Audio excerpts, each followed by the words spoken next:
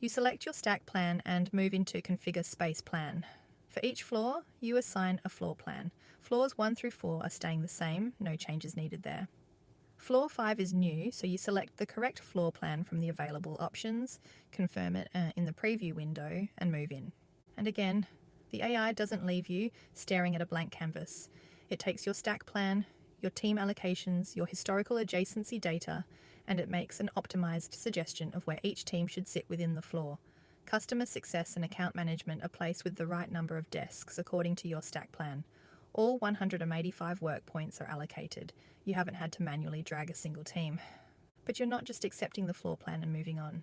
You're also thinking about the next level of detail, actual desk assignments. And you're not going to do that yourself for a team of 145 people. That's where delegation comes in. You click on the Customer Success neighborhood, hit Delegate Space Assignments, find Jason, who leads Customer Success, and you send him an invitation to handle his own team's desk assignments. You've given him the space. He knows his people.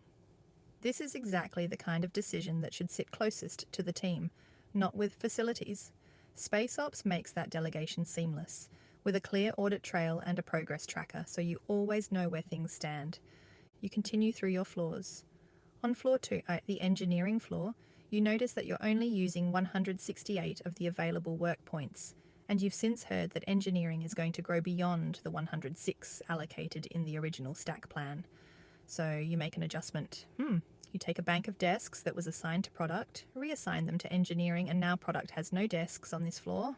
The system flags it immediately so you don't lose track. You'll need to find product a home. But it's not obvious where 24 product desks are going to fit on this floor. The layout doesn't make it immediately clear, so you lock the engineering neighborhood, you're happy with it, and you ask the AI to autofill the floor plan around your decisions. The algorithm reshuffles. Product ends up sharing a bank with QA, which actually makes sense. QA is constantly in product's business. A decision that could have taken an hour of manual rearrangement takes seconds, and the outcome is arguably better than what you would have designed yourself. Now, the experience for the people you've delegated to. When Jason receives his invitation, he gets a clean email with a direct link. Clicking it takes him straight into his allocated section of the floor plan. His desks are highlighted. His team members are listed on the right-hand side. He doesn't need to navigate a complex system or understand the broader context of the space plan. He just needs to place his people. He starts with the people who matter most to get right. His strategic partnership sub-team. He drags Marcus to a desk.